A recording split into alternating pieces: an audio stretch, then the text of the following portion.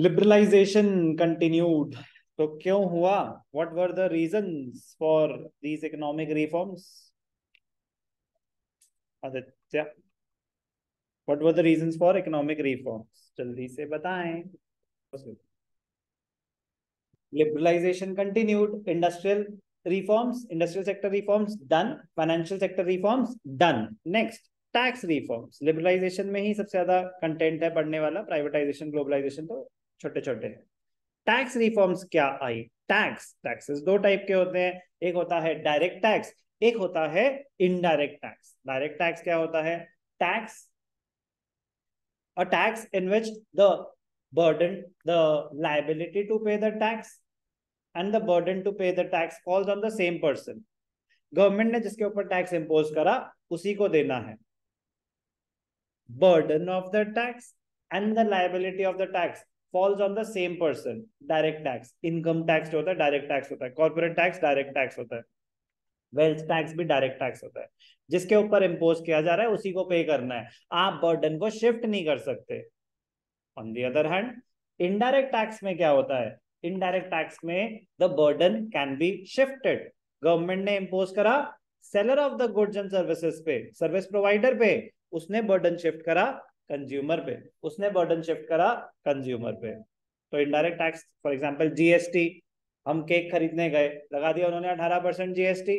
Government ने tax impose किया था सर्विस प्रोवाइडर, गुड्स जो सेल कर रहा है प्रोड्यूसर, उसके ऊपर टैक्स इंपोज किया था।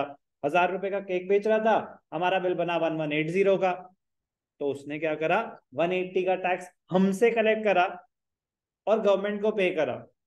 बर्डन आया था सर्विस प्रोवाइडर पे, उसने बर्डन शिफ्ट कर दिया किस पे?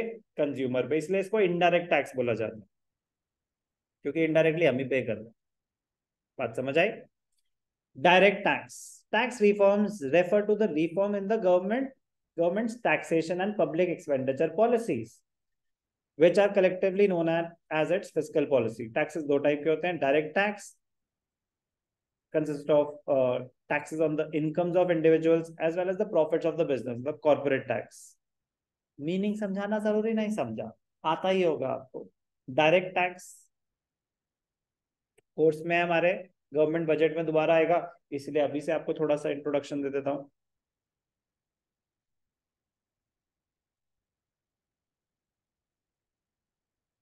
A tax in which the burden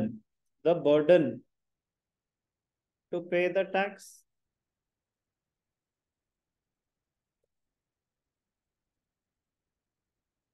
and the liability to pay the tax falls on the same person, that is, burden cannot be shifted, direct tax. Example दे दिया ऊपर, income tax, corporate tax. ये indirect tax क्या होता है? Indirect tax, burden and liability falls on different people, that is, burden may be shifted. कैसे? Government imposes tax on the seller of goods and services. Who is liable? Liability किसकी है? Who is liable to pay the indirect tax? Seller. Liability किसकी है? Seller की। Tax जमा नहीं होगा तो गवर्नमेंट हमें थोड़ी ना पकड़ेगा, भाई साहब आपने केक खाया था उस पर आपने जीएसटी, नो, जीएसटी नंबर किसका है? सेलर का है, तो गवर्नमेंट उसको पकड़ेगा। तो लाइबिलिटी किसकी है? सेलर की, सर्विस प्रोवाइडर की। बट उन्होंने क्या करा? बर्डन शिफ्ट कर दिया कंज्यूमर पे, तो कंज्यूमर बर्डन बेयर कर रहा है उस चीज का। Government imposes tax on the seller of the goods and services seller transfers the burden on the consumers. कोई डाउट? तो direct tax, indirect tax, meaning clear? अभी तो मीनिंग बता रहे हैं आपको. Indirect tax refer to those taxes which affect the income and property persons to their consumption expenditure. Indirect taxes are generally imposed on goods and services. Example, GST. Direct tax example, income tax or corporate tax. Reforms क्या थी?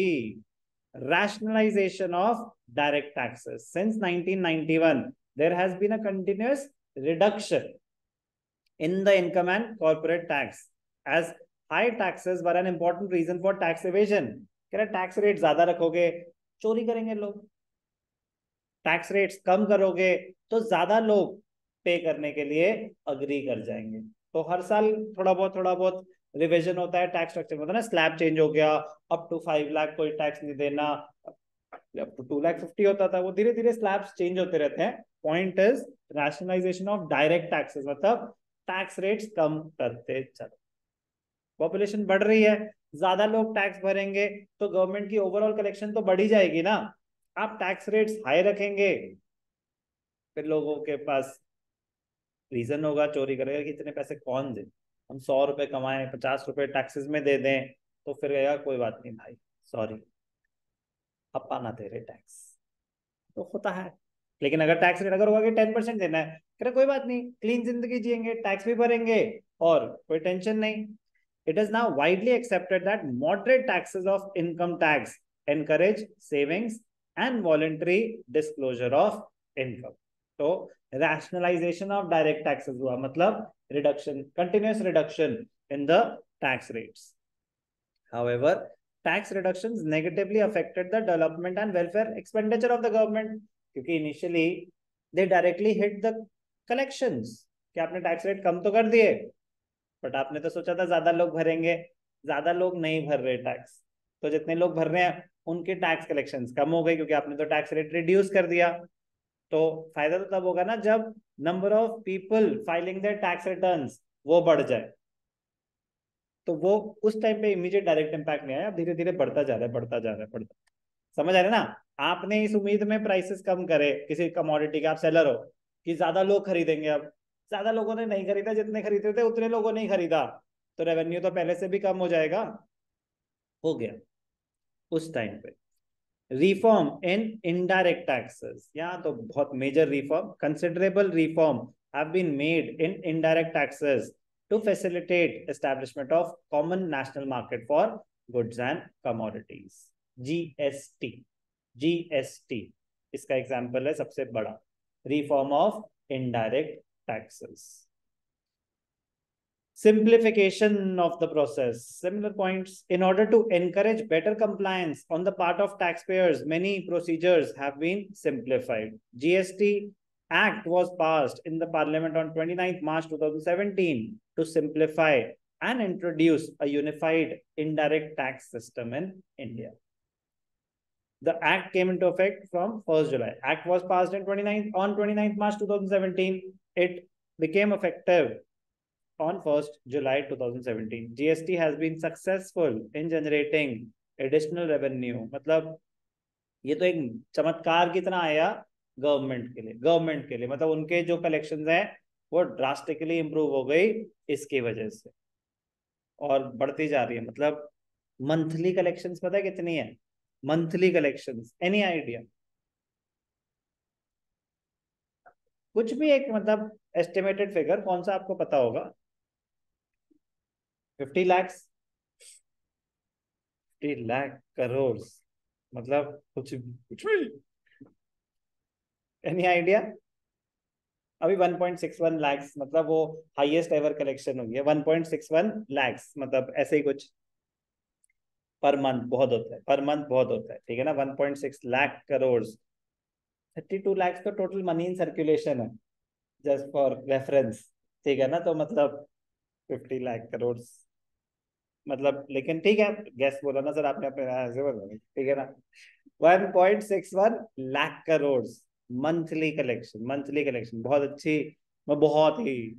तो yes, it has been a successful step from the government's point of view, from the collection point of view, from revenue collection point of view, definitely it has been a success.